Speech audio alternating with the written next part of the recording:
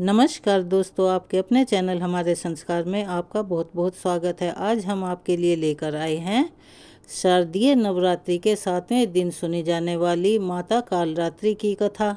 लेकिन उससे पहले अगर आप हमारे चैनल पर नए हैं और आपने अभी तक हमारे चैनल को सब्सक्राइब नहीं किया है तो आप सभी से निवेदन है कि प्लीज़ हमारे चैनल को सब्सक्राइब करें, वीडियो को लाइक करें, ज़्यादा से ज़्यादा शेयर करें ताकि इस कथा के श्रवण का लाभ और लोगों को भी मिल सके। बेल आइकन को दबाना ना भूलें ताकि हमारी आगे आने वाली वीडियो की जानकारी आपको नोटिफिकेशन के ज़रिए मिल जाया करे। कमेंट्स बॉक्स में अपनी राय के साथ साथ जय माता दी, हर हर महादेव लिखना ना भूलें। माँ भगवती के कालरात्रि रूप की कृपा आप पर, आपके सभी अपनों पर हमेशा बनी रहे। आपके घर में अंधन के भंडार भरे रहें। एक बार मेरे साथ प्यार से बोलिए, जयकारा शेरावाली दा बोल सांचे दरबार की जय। नवरात्रि के 7वें दिन माँ दुर्गा के कालरात्रि स्वरूप की पूजा का विधान है। आज आप सभी सच्चे मन से श्रद्धा और विश्वास के साथ माँ कालरात्रि की संपूर्ण व्रत कथा को सुनिएगा। माँ कालरात्रि की 4 भुजाएं हैं। ऊपर की दाहिनी भुजा में माँ भक्तों को वर प्रदान करती है, यानी कि वो वर मुद्रा में रहता है। निचली दाई भुजा से अभय देती हैं, जबकि बाई भुजाओं में माँ खड़क और कटीला मूसल धारण करती हैं। माँ कालरात्रि के केश खुले हुए हैं और गले में बिजली की माला शोभा पा रही है। ऐसा लगता है मानो बिजली चमक रही हो। क्रोध में माँ की नासिका से अग्नि की ज्वालाएं निकलती रहती हैं। माँ कालरात्रि गर्दभ यानी गधे की सवारी करती हैं। माँ कालरात्रि के इस भयंकर स्वरूप को देखकर असुर और नकारात्मक शक्तियाँ भयभीत रहती हैं, लेकिन माता कालरात्रि अपने भक्तों पर परम अनुकंपा दर्शाने वाली हैं। भक्तों के लिए सुलभ और ममतामयी होने के कारण माता को शुभंकरी भी कहा जाता है। श्री दुर्गा सप्तशती में महिषासुर नाम के दैत्य के वध के समय माँ भद्रकाली की कथा का वर्णन मिलता है कि युद्ध के समय महाभयानक दैत्य समूह देवी को रणभूमि में आते देखकर उनके ऊपर ऐसे बाणों की वर्षा करने लगा मानो बादल मेरुगिरी के शिखर पर पानी की धार बरसा रहा हो। तब देवी ने अपने बाणों से उस बाण समूह को अनायास ही काटकर उसके घोड़े और उसके सारथी को भी मार डाला और उसके धनुष और उसकी ऊंची ध्वजा को भी तुरंत काट गिराया। धनुष कट जाने पर उसके अंगों को अपने बाणों से बींध डाला और भद्रकाली ने शूल का प्रहार किया। उससे राक्षस के शूल के सैकड़ों टुकड़े हो गए और वह महादैत्य प्राणों से हाथ धो बैठा, यानी के मर गया। इसी प्रकार चंड और मुंड के वध के लिए माँ विकराल मुखी काली प्रकट हुई। मार्कंडेय कहते हैं कि इसके बाद शुंभ की आज्ञा पाकर वे चंड मुंड आदि दैत्य चतुरंगी सेना के साथ अस्त्र शस्त्रों से सुसज्जित होकर चल पड़े। फिर गिरिराज हिमालय के स्वर्णमयी ऊंचे शिखर पर पहुंचकर उन्होंने सिंह पर बैठी देवी को देखा। उन्हें देखकर दैत्य लोग तत्परता से उन्हें पकड़ने का प्रयास करने लगे। तब देवी अंबिका ने उन शत्रुओं के प्रति बड़ा क्रोध किया। उस समय क्रोध के कारण उनका मुख काला पड़ गया, ललाट में भौहें टेढ़ी हो गई। वहीं से तुरंत विकराल मुखी काली प्रकट हुई, जो तलवार और पाश लिए हुए थी। वे विचित्र खटवांग धारण किए और चीते के चर्म की साड़ी पहने नरमुंडों की माला से विभूषित थी। उनके शरीर का मांस सूख गया था, केवल हड्डियों का ढांचा मात्र था, जिससे वे अत्यंत भयंकर जान पड़ रही थी। उनका मुख बहुत विशाल था, जीभ लपलपाने के कारण वह और भी डरावनी लग रही थी। उनकी आंखें भीतर को धंसी हुई और कुछ लाल थी। वे अपनी भयंकर गर्जना से पूर्ण दिशाओं को गुंजा रही थी। बड़े बड़े दैत्यों का वध करती हुई वे कालिका देवी बड़ी तेजी से दैत्यों की उस सेना पर टूट पड़ी और उन सबको खाने लगी। तीनों लोकों में राक्षस शुंभ, निशुंभ और रक्तबीज दैत्य ने हाहाकार मचा रखा था। सभी देवतागण चिंतित थे। सभी देवी देवता मिलकर भगवान शिव के पास गए और रक्षा की प्रार्थना की। तब महादेव ने मां पार्वती से असुरों का संहार कर अपने भक्तों की रक्षा करने के लिए कहा। इसके बाद माता पार्वती ने दुर्गा जी का रूप धारण किया और शुंभ निशुंभ का वध कर दिया। अब देवी के सामने असली चुनौती राक्षस रक्तबीज ने पेश की। जैसे ही माँ दुर्गा रक्त बीज को मारती और उसके खून की बूंदें धरती पर गिरती, वैसे ही उसके ही जैसे लाखों रक्त बीज पैदा हो जाते, जिससे माता क्रोधित हो गई, उनका वर्ण श्यामल हो गया और इसी स्वरूप में माँ कालरात्रि का प्राकट्य हुआ। दैत्य रक्त बीज एक ऐसा दानव था जिसे यह वरदान मिला हुआ था कि जब जब भी उसके रक्त की एक भी बूंद धरती पर गिरेगी, तब हर बूंद से एक नया रक्त बीज जन्म ले लेगा, जो कि रूप और शक्ति में उसी के समान होगा। ऐसे में माँ कालरात्रि ने रक्त बीज की गर्दन काटकर उसे खप्पर में रख लिया, ताकि रक्त की बूंदें नीचे ना गिरें, और उसका सारा खून पी गई। और इस प्रकार देवी ने रक्त बीज की एक भी रक्त की बूंद धरती पर नहीं गिरने दी। रक्त बीज दैत्य के रक्त से उत्पन्न हुए जितने भी रक्त बीज थे, वे सब माँ की जिह्वा पर उत्पन्न होते गए और माँ उन सबका भक्षण करती गई। इस प्रकार रक्त बीज दैत्य शक्तिहीन हो गया और फिर माँ काली ने रक्त बीज का भी वध कर दिया। इस प्रकार माँ काली सदैव अपने भक्तों की रक्षा के लिए तत्पर रहती हैं। तो चलिए मेरे साथ एक बार बोलिए, माँ कालरात्रि की जय। चलिए अब सुनते हैं महिषासुर मर्दनी स्तोत्र का हिंदी अनुवाद। हे हिमालय राज की पुत्री, हे गिरिजा देवी, हे विश्व को आनंदित करने वाली देवी, नंदी गणों द्वारा पूजित गिरिश्रेष्ठ विंध्याचल के शिखर पर निवास करने वाली देवी, अपनी लीला से भगवान श्री विष्णु को प्रसन्न करने वाली, इंद्रदेव के द्वारा नमस्कृत्य भगवान नीलकंठ की पत्नी, विश्व में विशाल कुटुंब वाली और विश्व को संपन्नता देने वाली, हे महिषासुर का मर्दन करने वाली भगवती, अपने बालों की लता से आकर्षित करने वाली पर्वत की पुत्री, आपकी जय हो जय हो जय हो।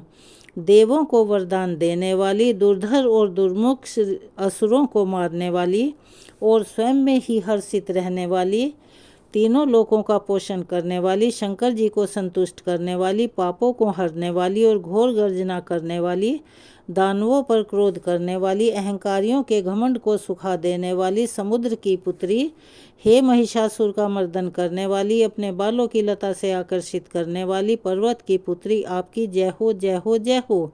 हे जगन माता, हे मेरी माँ, प्रेम से कदम के वन में वास करने वाली, हास्य भाव में रहने वाली, हिमालय के शिखर पर स्थित अपने भवन में विराजित मधु की तरह मधुर मधु कैटभ का मद नष्ट करने वाली, महिष को विदीर्ण करने वाली, सदा युद्ध में लिप्त रहने वाली, हे महिषासुर का मर्दन करने वाली, अपने बालों की लता से आकर्षित करने वाली पर्वत की पुत्री, आपकी जय हो जय हो जय हो।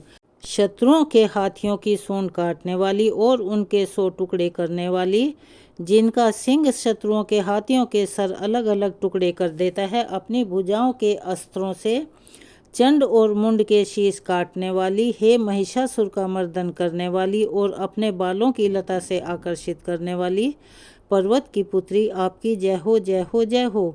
रण में मदोन्मत्त शत्रुओं का वध करने वाली, अजर अविनाशी शक्तियों धारण करने वाली, प्रमथनाथ अर्थात शिवजी की चतुराई जानकर उन्हें अपना दूत बनाने वाली, दुर्मति और बुरे विचार वाले दानव के दूत के प्रस्ताव का अंत करने वाली, हे महिषासुर का मर्दन करने वाली, अपने बालों की लता से आकर्षित करने वाली पर्वत की पुत्री, आपकी जय हो जय हो जय हो।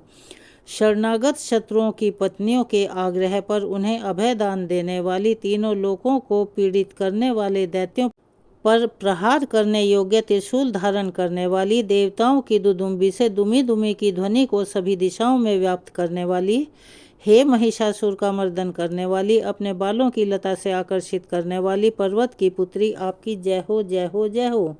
मात्र अपनी हुंकार से धूम्र लोचन राक्षस को धूम्र अर्थात धुएं के समान भस्म करने वाली, युद्ध में कुपित रक्त बीज के रक्त से उत्पन्न अन्य रक्त बीजों का रक्त पीने वाली, शुंभ और निशुंभ दैत्यों की बलि से शिवजी और भूत प्रेतों को तृप्त करने वाली, हे महिषासुर का मर्दन करने वाली, अपने बालों की लता से आकर्षित करने वाली पर्वत की पुत्री, आपकी जय हो जय हो जय हो। युद्ध भूमि में जिनके हाथों के कंगन धनुष के समान चमकते हैं, जिनके सोने के तीर शत्रुओं को विदीर्ण करके लाल हो जाते हैं और उनकी चीखें निकालते हैं, चारों प्रकार की सेनाओं, हाथी, घोड़ा, पैदल, रथ का संहार करने वाली, अनेक प्रकार की ध्वनि करने वाले बटकों को उत्पन्न करने वाली, हे महिषासुर का मर्दन करने वाली, अपने बालों की लता से आकर्षित करने वाली पर्वत की पुत्री आपकी जय हो जय हो जय हो। देवांगनाओं के तत्ता थई थई आदि शब्दों से युक्त भावमयी नृत्य में मगन रहने वाली, कुकुत और डीज की धुधुक धीमी धीमी आदि गंभीर ध्वनि सुनने में लिप्त रहने वाली, हे महिषासुर का मर्दन करने वाली, अपने बालों की लता से आकर्षित करने वाली पर्वत की पुत्री आपकी जय हो जय हो जय हो। जयकार करने और स्तुति करने वाले समस्त विश्व के द्वारा नमस्कृत्य, अपने नुपुर की झंझन और झिमझिम शब्दों से भूतपति महादेव को मोहित करने वाली, नटी नटों के नायक अर्धनारीश्वर के नृत्य से सुशोभित नाट्य में लीन रहने वाली, हे महिषासुर का मर्दन करने वाली, अपने बालों की लता से आकर्षित करने वाली पर्वत की पुत्री आपकी जय हो जय हो जय हो। आकर्षक कांति के साथ अति सुंदर मन से युक्त और रात्रि के आश्रय अर्थात चंद्रदेव की आभा को अपने चेहरे की सुंदरता से फीका करने वाली, काले भंवरों के समान सुंदर नेत्रों वाली, हे महिषासुर का मर्दन करने वाली, अपने बालों की लता से आकर्षित करने वाली पर्वत की पुत्री आपकी जय हो जय हो जय हो। महायोद्धाओं से युद्ध में चमेली के पुष्पों की तरह कोमल स्त्रियों के साथ रहने वाली तथा चमेली की लताओं की तरह कोमल भील स्त्रियों से जो झिंगुर के झुंड की तरह घिरी हुई हैं, चेहरे पर उल्लास से उत्पन्न उषा काल के सूर्य और खिले हुए लाल पुष्प के समान मुस्कान वाली, हे महिषासुर का मर्दन करने वाली, अपने बालों की लता से आकर्षित करने वाली पर्वत की पुत्री आपकी जय हो जय हो जय हो।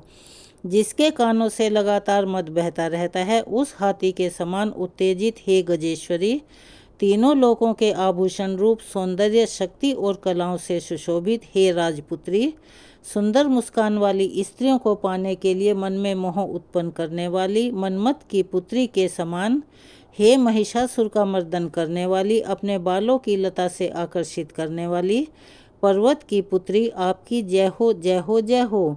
जिनका कमल दल के समान कोमल स्वच्छ और कांति से युक्त मस्तक है, हंसों के समान जिनकी चाल है, जिनसे सभी कलाओं का उद्भव हुआ है, जिनके बालों में भंवरों से घिरे कुमुदनी के पुष्प और बकुल पुष्प सुशोभित हैं, उन महिषासुर का मर्दन करने वाली, अपने बालों की लता से आकर्षित करने वाली पर्वत की पुत्री आपकी जय हो जय हो जय हो। जिनके हाथों की मुरली से बहने वाली ध्वनि से कोयल की आवाज़ भी लज्जित हो जाती है, जो खिले हुए फूलों से रंगीन पर्वतों से विचरती हुई पुलिन जनजातियों की स्त्रियों के साथ मनोहर गीत गाती हैं, जो सद्गुणों से संपन्न शबरी जाति की स्त्रियों के साथ खेलती हैं, उन महिषासुर का मर्दन करने वाली, अपने बालों की लता से आकर्षित करने वाली पर्वत की पुत्री आपकी जय हो जय हो जय हो। जिनकी चमक से चंद्रमा की रोशनी फीकी पड़ जाए, ऐसे सुंदर रेशम के वस्त्रों से जिनकी कमर सुशोभित है, देवताओं और असुरों के सर झुकने पर उनके मुकुट की मणियों से जिनके पैरों के नाखून चंद्रमा की तरह दमकते हैं, और जैसे सोने के पर्वतों पर विजय पाकर कोई हाथी मदोन्मत्त हो जाता है, वैसे ही देवी के उरोज कलश की तरह प्रतीत होते हैं, ऐसी हे महिषासुर का मर्दन करने वाली, अपने बालों की लता से आकर्षित करने वाली पर्वत की पुत्री आपकी जय हो जय हो जय हो। सहस्त्र दैत्यों के सहस्त्र हाथों से सहस्त्र युद्ध जीतने वाली और सहस्त्र हाथों से पूजित सुर तारक उत्पन्न करने वाली, उसका तारकासुर के साथ युद्ध कराने वाली, राजा सुरथ और समाधि नामक वैश्य की भक्ति से समान रूप से संतुष्ट होने वाली, हे महिषासुर का मर्दन करने वाली, बालों की लता से आकर्षित करने वाली पर्वत की पुत्री आपकी जय हो जय हो जय हो। जो भी आपके दयामयी पद कमलों की सेवा करता है, हे कमले, वह व्यक्ति कमल निवास कैसे ना बने। हे शिवे, आपके पद कमल ही परम पद हैं, उनका ध्यान करने पर भी परम पद मैं कैसे नहीं पाऊंगा। हे महिषासुर का मर्दन करने वाली, अपने बालों की लता से आकर्षित करने वाली पर्वत की पुत्री आपकी जय हो जय हो जय हो। सोने के समान चमकते हुए नदी के जल से जो आपके रंग भवन में छिड़काव करेगा, वह इंद्राणी के वक्ष से आलिंगित होने वाले इंद्र के समान सुखानुभूति को क्यों नहीं पाएगा। हे वाणी, हे महासरस्वते, आपने मांगली का निवास है, मैं आपके चरणों की शरण लेता हूँ।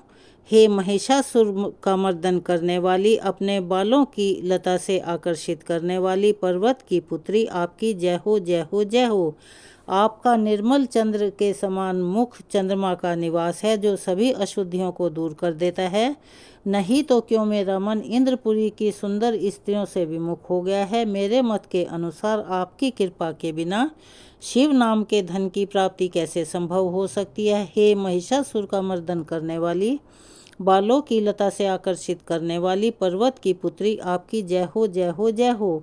हे दीनों पर दया करने वाली उमा, मुझ पर भी दया कर ही दो। जगत जननी, जैसे आप दया की वर्षा करती हो, वैसे ही तीरों की भी वर्षा करती हो। इसीलिए इस समय जैसा आपको उचित लगे वैसा करो, मेरे पाप और ताप दूर कर दो। हे महिषासुर का मर्दन करने वाली, अपने बालों की लता से आकर्षित करने वाली पर्वत की पुत्री, आपकी जय हो जय हो जय हो।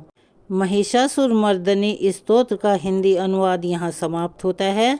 अब हमारे द्वारा कथा पढ़ने में या स्तोत्र का पाठ करने में कोई भूल चूक हुई हो तो उसके लिए हम माँ से क्षमा याचना करते हैं, ताकि हमारे द्वारा हुई किसी भी प्रकार की गलती के लिए माता रानी हमें क्षमा कर सकें।